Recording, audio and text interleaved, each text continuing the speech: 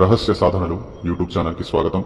ఈ రోజున త్రికాలదర్శి అనగా భూతకాల, వర్తమాన కాల, భవిష్యత్తుకు సంబంధించిన సమాచారాన్ని తెలుసుకుని దివ్యదృష్టి మంత్రాన్ని సిద్ధి చేసుకునే విధానం అనేది ఈ వీడియో ద్వారా మీకు వివరించడం జరుగుతుంది.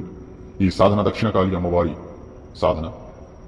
దక్షిణకాళి అమ్మవారి దివ్యదృష్టి సిద్ధి మంత్రాన్ని 21 రోజుల అనుష్ఠానం చేసి సిద్ధి చేసుకునిన తద్వారా ఆ సాధకుడికి భూతకాల, వర్తమాన కాల, భవిష్యత్తుకు సంబంధించిన విషయాలు తెలుసుకునే శక్తి అనేది లభిస్తుంది. కానీ ఈ విషయాలు మంచికి సంబంధించినవి మాత్రమే ఉండాలి. ఈ దివ్యదృష్టి కూడా కొన్ని విషయాలలో నియంత్రణ కలిగి ఉంటుంది. ఈ సాధన అమావాస్య రోజు ప్రారంభించినట్లయితే ఖచ్చితంగా 100% 21 రోజుల్లో సిద్ధి కలుగుతుంది. ప్రతిరోజు 3 మాలల జపం చేయాలి. సాధకుడు నలుపు రంగు వస్త్రధారణ చేసి ఏకాంత గదిలో దక్షిణం దిశ వైపు నలుపు రంగు ఆసనాన్ని పరుచుకుని తలకి నలుపు రంగు తలపాగా కట్టుకొని తన నుదిటిపైన భస్మాన్ని రాసుకుని ఈ యొక్క మంత్ర సాధన చెయ్యాలి. ఎదురుగా అనగా దక్షిణం దిశ వైపు పీఠం వేసి పీఠం పైన నలుపు రంగు వస్త్రాన్ని పరిచి ఆ యొక్క నలుపు రంగు వస్త్రంపై సాధకుడు దక్షిణకాళి అమ్మవారి ప్రాణ ప్రతిష్ఠ కలిగిన సిద్ధి చేయబడిన విగ్రహాన్ని స్థాపితం చేసి ఎదురుగా ఆ విగ్రహానికి ఎదురుగా దీప ప్రజ్వలన చేయాలి. దీపం దిశ అనేది సాధకుడి వైపు ఉంటుంది. దీపం అనేది నువ్వుల నూనె వేసి నువ్వుల నూనె ద్వారా దీప ప్రజ్వలన చేయాలి. ఆవుని వినియోగించకూడదు ఈ మంత్ర సాధనలో. అలాగే 5 అగరబత్తులను వెలిగించాలి. అమ్మవారికి మందార పువ్వులను, గులాబీ పువ్వులను సమర్పించుకోవాలి. కనీసం 5 కానీ లేదా 11 కానీ. నైవేద్యంలో అమ్మవారికి తమలపాకుల పైన చక్ర బిళ్ళలు పెట్టి ఆ పైన కర్పూరం పెట్టి ప్రతిరోజు ఆ యొక్క చక్ర బిళ్ళలను అమ్మవారికి నైవేద్యంగా సమర్పించుకోవాలి. అనగా ఆ చక్ర బిళ్ళల పైన పెట్టిన కర్పూరం ఏదైతే ఉందో అది వెలిగించి అమ్మవారికి ప్రతిరోజు మంత్ర జపానంతరము 3 మాలల మంత్ర జపానంతరము ఆ కర్పూరాలను వెలిగించాలి.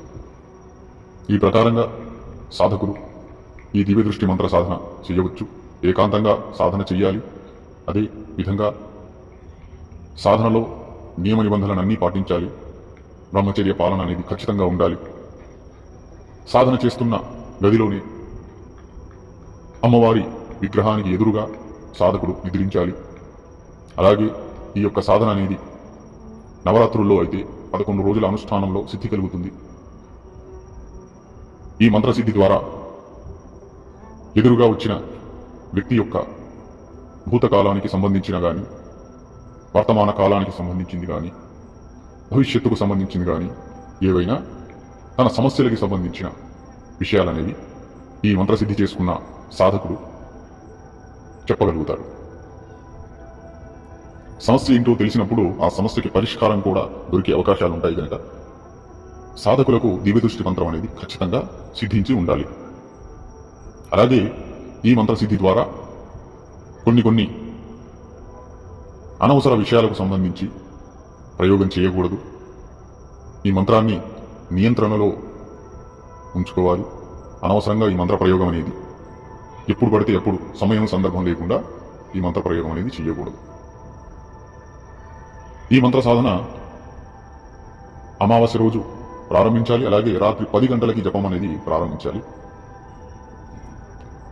ఈ మంత్ర సాధనలో సాధకుడికి జరిగిన సంఘటనలు అనగా సాధకుడికి జరిగిన తన జీవితంలో జరిగిన భూతకాలానికి సంబంధించింది అంటే జరిగిపోయింది, వర్తమాన కాలానికి సంబంధించింది అనగా తన జీవితంలో జరుగుతుంది, తాను మంత్రజపం చేస్తున్నప్పుడు అనుభూతి కలగడం జరుగుతుంది. తాను మంత్రజపం చేస్తున్నప్పుడు రకరకాల విషయాలు తన జీవితంలో జరిగినవి ఆ సాధకుడికి గుర్తొస్తుంటాయి. అలాగే సాధన చేసి నిద్రించిన సమయంలో సాధకుడికి కొన్ని ఉగ్ర కళలు, భయంకరమైన కళలు అనేవి వస్తాయి. భద్రకాళి అమ్మవారు ఈ మంత్రం ద్వారా ఉగ్రంగా సాధకుడికి దర్శనం ఇవ్వడం కూడా జరుగుతుంది. ఎలాంటి భయభ్రాంతులు చెందాల్సిన అవసరం లేదు. కానీ ధైర్యం, సాహసం అనేది ఖచ్చితంగా ఒక సాధకుడికి ఉండవలసిన ప్రథమ లక్షణం. ధైర్య సాహసాలు లేని సాధకులు మంత్ర సాధనలు చేయకూడదు. అసలు మంత్ర సాధనలు చేయడానికి కూడా ధైర్యం సాహసం లేని వారు పనికిరారు. దానితో పాటుగా సాధకులు ఈ యొక్క మంత్రసిద్ధి పొందిన తర్వాత ప్రతి అమావాస్యకి, అంటే మంత్ర సాధన సిద్ధి పొందిన తర్వాత ప్రతి అమావాస్యకి అమ్మవారికి నైవేద్యాన్ని సమర్పించుకుంటూ ఉండాలి. అలాగే ప్రతిరోజు కనీసం సిద్ధి పొందిన తర్వాత ప్రతిరోజు 11 సార్లు లేదా 21 సార్లు మంత్రజపం చేస్తూ ఉండాలి.